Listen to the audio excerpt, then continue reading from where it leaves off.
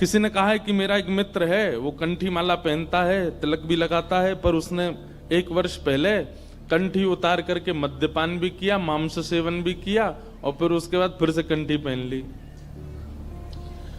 एक बार हमसे किसी ने कहा था, बोले महाराज जी ऐसा कर सकते हैं कि कभी जैसे सामने कोई ऐसी वस्तु खाने की आ जाए तो उस समय कंठी उतार दिया करें।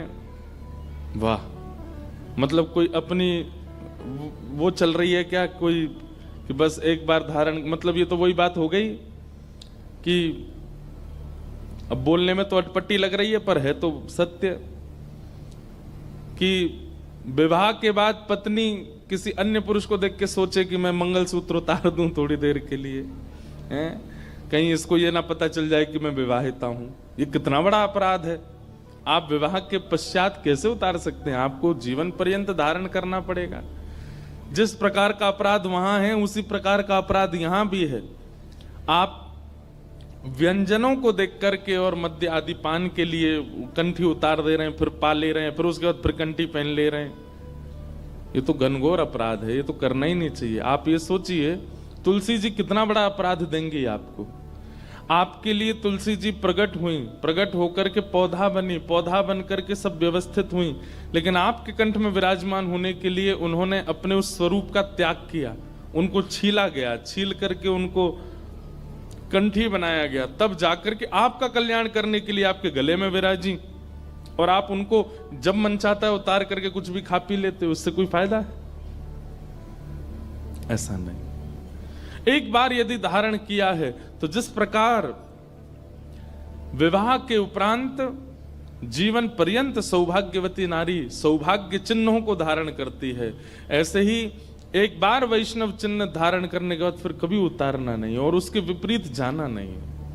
तो इसका ध्यान रखें। फिर आपने कहा कि अब उसको 1 साल हो गया, अब वो ऐसा नहीं करता, लेकिन उसको 1 साल पूर्व की बड़ी ग्लानि है, इसका प्रायश्चित्त वो क्या करे?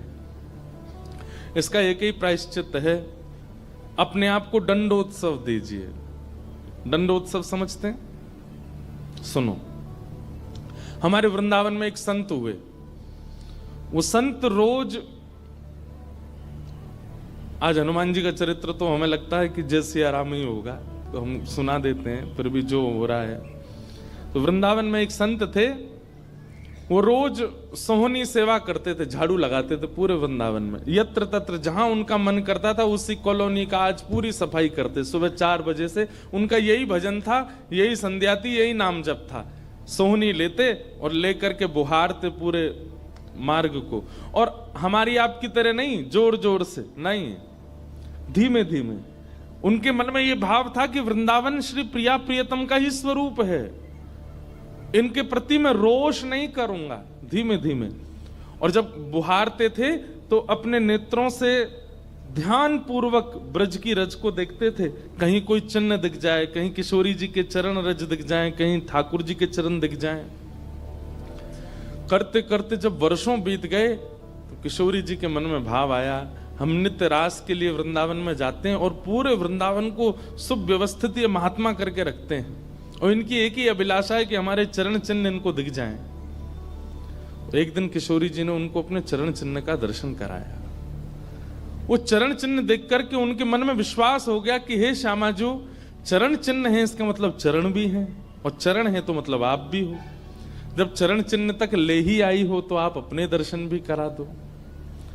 अब अगली उनकी स्थिति हो गई कि अब चरण चिन्ह नहीं, अब तो प्रत्यक्ष किशोरी जी को देखना है। लेकिन हमारे ब्रज की एक परंपरा है कि जब तक किशोरी जी की सखियां अनुमति नहीं देंगी ना, तब तक किशोरी जी के दर्शन नहीं हो सकते। इसलिए ललिता जी को मनाओ, विशाखा जी को मनाओ, यमुना जी को मनाओ, गोपेश्वर महादेव को मनाओ। सखियां जब रीझ जाएंगी तब किशोरी जी से मिलना होगा।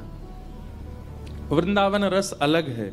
अभी हम 15 तारीख से जो कथा करने वाले हैं वो वृंदावन रस के ही ऊपर है। 15 से लेकर के 18 अप्रैल तक गांधी धाम कच्छ गुजरात में, जहां पर वृंदावन रसामृत पद लिखा गया, वहां उस कथा को आप लाइव सुनना, उसमें वृंदावन रस की ज्यादा चर्चा करेंगे। तो जब तक ललिता विशाखा आदि सखियां अनुमति नहीं देती तब तक किशोरी जी के दर्शन नहीं होते। लेकिन किशोरी जी तो चाहती हैं कि उनको दर्शन दें। तो एक दिन किशोरी जी ने रास करते करते अपना नूपुर वहीं छोड़ दिया और नूपुर छोड़ करके किशोरी जी निकुंज में चली गई। आप सुबह सुबह जब सोहनी करने आए तो आपको वो नूपुर मिला और नूपुर देख करके वो आनंदित हो गए। इतना सुंदर नूपुर, ऐसी सुंदर उसकी कलाकृति, इतना हल्का उसका वजन, इतना सुंदर उसका स्वरूप।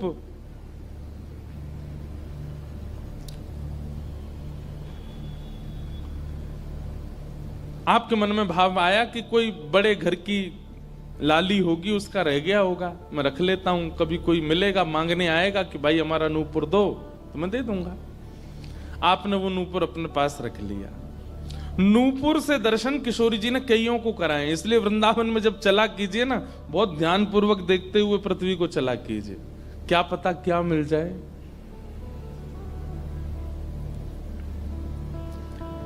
सूरदास जी को भी नूपुर से ही दर्शन हुए किशोरी जी के, और आज इन महापुरुष को भी हो रहे हैं। मुझे नाम स्मृति में नहीं आ रहा है, शायद संभवतः श्याम चरण दास जी नाम था।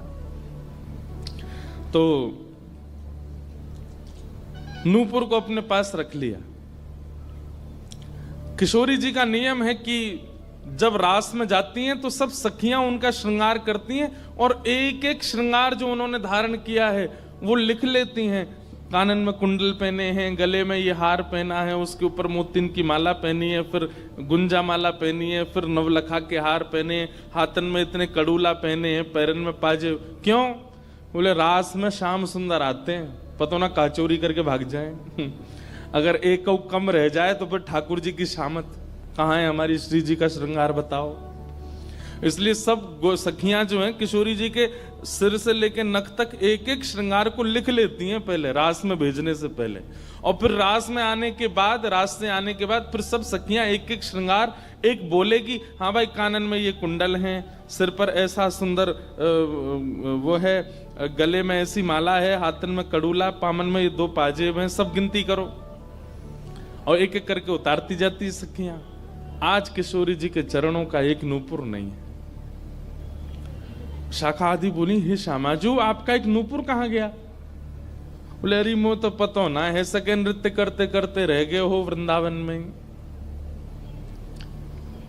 ललिता विशाखा बोली स्वर्ग के इंद्र के हाथी के दांतों से बना हुआ नूपुर है वो, सामान्य नूपुर नहीं है। आपके ऊपर तो कोटि कोटि ब्रह्मांड वारी वारी जाते हैं किशोरी जी, पर वो नूपुर ठाकुर जी ने आपको भेंट किए हैं, बड़े बहुमूल्य नूपुर हैं। अब किशोरी जी बोली मोए ना पता कहां रह गए हो कहीं पे। किशोरी जी तो मन बना चुकी है ना, दर्शन देना है उनको। तो ललिता विशाखा ने विचार किया कि हम ही जाती हैं, ढूंढ के आती हैं निकुंज में, कहां है, वृंदावन में। बोले अपने रूप में तो नहीं जाएंगी, तो एक वृद्धा का रूप धारण किया, एक वृद्ध मैया का रूप धारण करके ललिता विशाखा गई और वृंदावन में ढूंढने लगी नूपुर कहां है। तभी ढूंढते ढूंढते वो महाराज जी सोहनी कर रहे थे, उनके सामने पहुंची। अरे बाबा हमारी लाली आई सवेरे सवेरे यहाँ पे और बाके पाम को एक नूपुर रह गयो, तेने देखो? बाबा बोले तुम कौन हो रही? बोले हम पास के गांव की रहवारी, हमारी बहू है वो और या की लाली है वो, जाको नूपुर रह गए हो है। तो बाबा बोले मैं कैसे पहचान जाऊं कि तुम्हारी ही लाली का नूपुर है? भाई मनचले लोग हैं, बहुमूल्य वस्तु किसी पे देखते हैं तो सब अपना अपना बताते हैं। रोड में अगर 100 रुपया गिर जाए और 50 लोग वहां से निकल रहे हों, कि कोई पूछे भैया 100 रुपया किसका, सब अपनी जेब चेक करते, भले ही कुछ लेके नहीं थे, भले ही जेब में कुछ नहीं था फिर भी देखते हैं लग तो मेरा ही रहा थे, मेरे जेब में 100 रुपए तो थे। सब अपना बताते हैं बहुमूल्य वस्तु को। तो मैं कैसे मानूं कि तुम्हारा नूपुर है? अरे बाबा हम कह रहे हैं तुम थे। बोले कहवे को अभी मैंने तो नूपुर, मैं तो असमंजस में पड़ जाऊंगा कि मैंने गलत आदमी दे दियो। बाबा फिर कैसे माने को? बोले एक नूपुर मेरे पास है, एक नूपुर तुम्हारी बहू ने ही पहन रखो होगो, वाकू ले आओ और यहां ला करके मुझे पहले नूपुर की पहचान करा तो मैं दूसरा दे दूंगा। ललिता विशाखा बोली बड़ो चतुर बाबा है, श्री जी को बुला रहा है। अरे बाबा तो शर्म ना आवे, ऐसी घर की बहू बेटी ने हम तेरे पास लेके आवेंगे? बाबा बोले तो फिर चले जाओ, तुम पे भैया खूब धन धान्य, दूसरों ऊपर बनवा लियो, जे मुंह पे ही रहने दो। ललिता विशाखा बड़ी चिंता में लौट करके आई तो किशोरी जी बोली क्या बात है, आप इतनी चिंतित क्यों? बोले एक बाबा है, बाने आपको नूपुर धल लियो, यूं कह रहा है कि पहले जिनके पास एक नूपुर है उनको लेके आओ तब दूसरा दूंगो। तो श्री जी बोली इसमें क्या देर है, फिर ले चलो, चलते हैं ना। विशाखा जी समझ गई, बोले हे ललिता जी ये सब लीला किशोरी जी कर रही हैं, इनको दर्शन देना है उनको, और हमसे और आपसे स्पष्ट कह नहीं सकती, क्योंकि हम तो फिर सबको परखने लगती है ना कि इसमें कोई दोष तो नहीं, इसमें क्या गुण है। इसलिए किशोरी जी सीधे हमसे नहीं बोल करके और ये लीला कर रही हैं, इनको ले चलो। और किशोरी जी आई वृंदावन और महात्मा बैठे सोहनी कर रहे थे और सामने से जैसे ही किशोरी जी को आते हुए देखा, बाबा ले हमारी बहू आ गई, अब नूपुर दे दे, देख या को नूपुर भी वैसा ही है। बाबा बोले मेरी आंख की कमजोर है ने, दूर से दिखना रही, पास लाके हाथ से स्पर्श कराओ। ललिता विशाखा बोली बाबा तो शर्म ना आ रही अपनी बहू को स्पर्श करा में? तो बोले चरण स्पर्श करावे में कहा देर, ले आओ। किशोरी जी समीप गई, जैसी चरण स्पर्श किए अपने हाथों से नूपुर पहना करके लिपट गए चरणों से। हे किशोरी जी, हे श्यामाजू, अब कृपा करो, मैं जानू ना तो ये दोनों कोई बूढ़ी मैया हैं और ना आप इनकी बहू, आप साक्षात किशोरी और ये ललिता विशाखा हैं, अब मुंह पे कृपा करो। तो किशोरी जी ने उसी नूपुर से उन महात्मा के सिर पर एक चिन्ह बना दिया, अपने नूपुर का ही चिन्ह बना दिया और कहा बाबा अब जीवन भर ये छाप आपके मस्तक पर ही रहेगी, मेरे नूपुर की छाप। उन महात्मा के मस्तिष्क पर जैसे हमारे तिलक दिखता है, ऐसे प्रत्यक्ष नूपुर की छाप प्रत्यक्ष सबको दिखने लगी। अब ये तो थी उनके ऊपर कृपा, लेकिन इससे क्या हुआ कि वे महात्मा लौट करके जब अपने आश्रम आए तो उनके गुरुजी ने जब उनके माथे पर देखा तो वो बोले हे तुमने अपने गुरु के द्वारा दिया हुआ चिन्ह बदल दिया, हमने जो तुमको तिलक दिया तुम वो क्यों नहीं लगाते, ये क्या लगाए घूम रहे हो? तो हाथ जोड़ के निवेदन किया गुरुजी ये कोई तिलक नहीं है, ये कोई चिन्ह नहीं है, ये तो मेरी किशोरी जी ने कृपा करके अपने नूपुर का चिन्ह मुझे दे दिया है। तो गुरुदेव बोले हाँ तू बहुत बड़ा भक्त है ना, किशोरी जी आकर के तुझको चिन्ह देंगी। कोई माने नहीं, सब बोले जाओ इसको मिटा के आओ और जो मैंने तुमको चिन्ह दिया है वो लगाओ। अब पहले तो उनके हाथ कांपे कि मैं इसको कैसे मिटाऊं, लेकिन गुरु आज्ञा से ऊपर कोई नहीं। देखो ये गुरु निष्ठा होती है, किशोरी जी ने भले ही चिन्ह दिया लेकिन गुरु आज्ञा है तो ठीक है। गए यमुना जल से सुबह से शाम हो गई मिटाते मिटाते, लेकिन वो चिन्ह मिटा नहीं उनसे। शाम को लौट करके आश्रम आए तो गुरुजी बोले मैंने तुझे सुबह टोका था ना ये चिन्ह मिटा के आ, और तू अभी भी नहीं मिटा रहा। बोले गुरुजी मैंने प्रयास तो बहुत कर लिया लेकिन ये मिट नहीं रहा है। तब भी उनके गुरुजी माने नहीं। अब तो महाराज ये होने लगा कि गुरुजी को इतना क्रोध आ गया कि ये इतना हट कर रहा है कि हमारे द्वारा दिया गया तिलक चिन्ह उसको अस्वीकार करके और ये मनमुखा चिन्ह लगाए घूम रहा है माथे पर। गुरुजी ने सब अपने परिकर के लोगों को बैठा करके पंचायत करी आश्रम में, बोले इसको निकालो। जब हम में श्रद्धा नहीं, हमारे स्वरूप में श्रद्धा नहीं, हमारे तिलक में श्रद्धा नहीं, तो क्यों रहता है यहाँ पे? वो रोते रोते बोले गुरुजी मैं सत्य बोल रहा हूं, ये किशोरी जी ने चिन्ह दिया है और मैं खूब प्रयास कर रहा हूं, नहीं तो आप प्रयास कर लीजिए, ये मिट नहीं रहा है। अच्छा अब हमसे चाहता है कि हम तेरे माथे को छू करके मिटाएं? नहीं माने।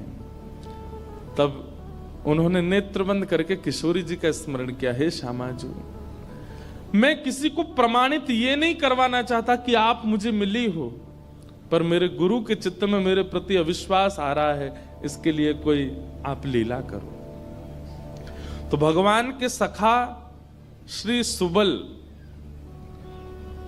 सुबल जी की ये आराधना करते थे। ये जो महापुरुष थे, ये ठाकुर जी के सखा सुबल का चिंतन करते थे कि कभी मैं ठाकुर जी से मिलने का मन हो तो सुबल, जैसे भगवान के सखा है ना, तन सुखा, मन सुखा, धन सुखा, मधुमंगल, श्रीदामा, सुबल, तो ये सुबल का चिंतन करते थे कि सुबल कभी कृपा करेंगे तो मुझे ठाकुर जी से मिला देंगे।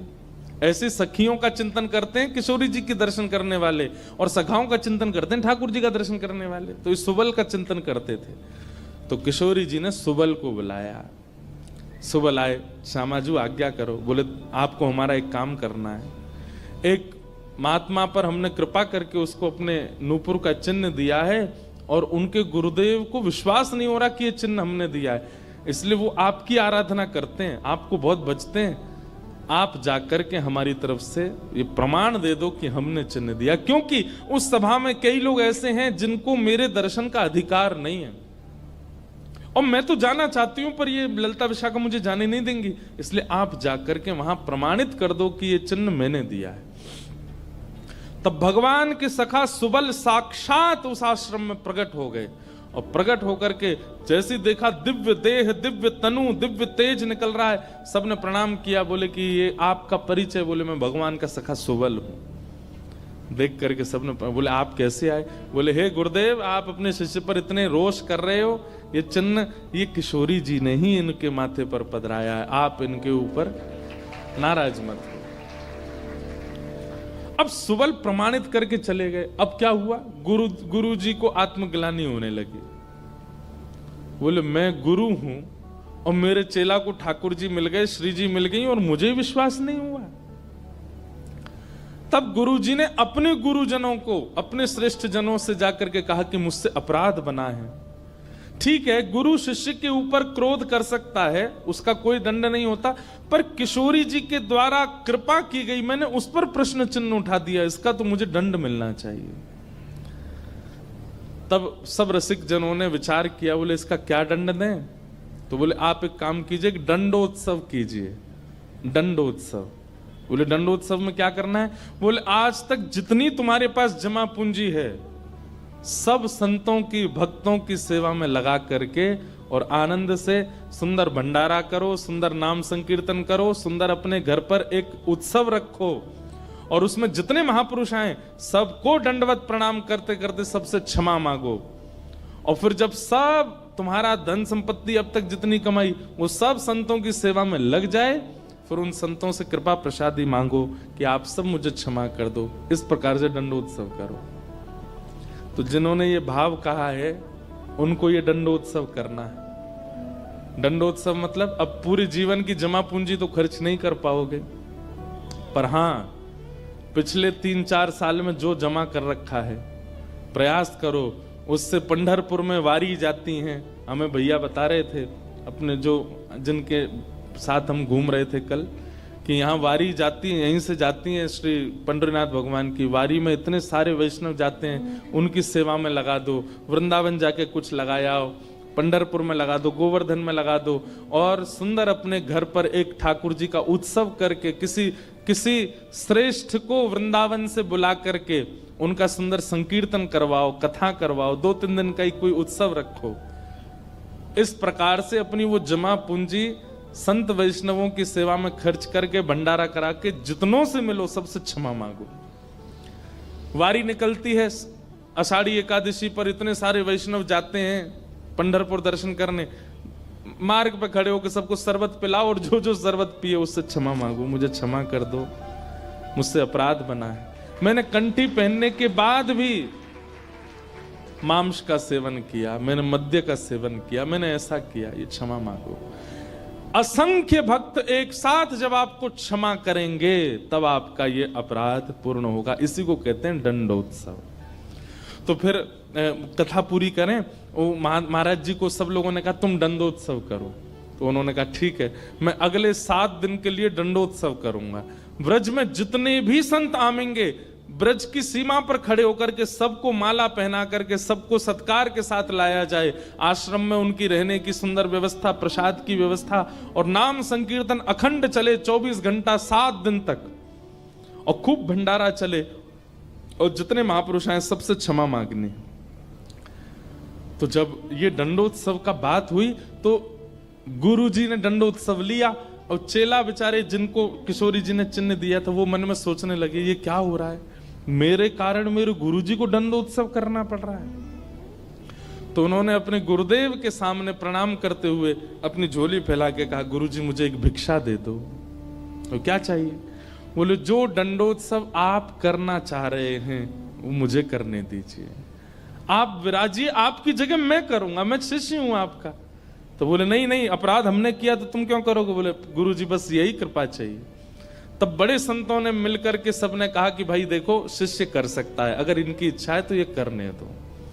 तो फिर गुरुजी का दंडोत्सव उन्होंने ही किया जिनको चिन्ह किशोरी जी ने प्रदान किया था, दंडोत्सव मनाया। इस प्रकार भैया जिनसे ये अपराध बन जाता है ना, कभी कंठी माला पहनने के बाद अपराध बन जाता है, किसी वैष्णव के प्रति कुभाव बन जाता है, किसी तीर्थ में जाकर के कोई पाप बन जाता है, उनको ये सब दंडोत्सव करने चाहिए।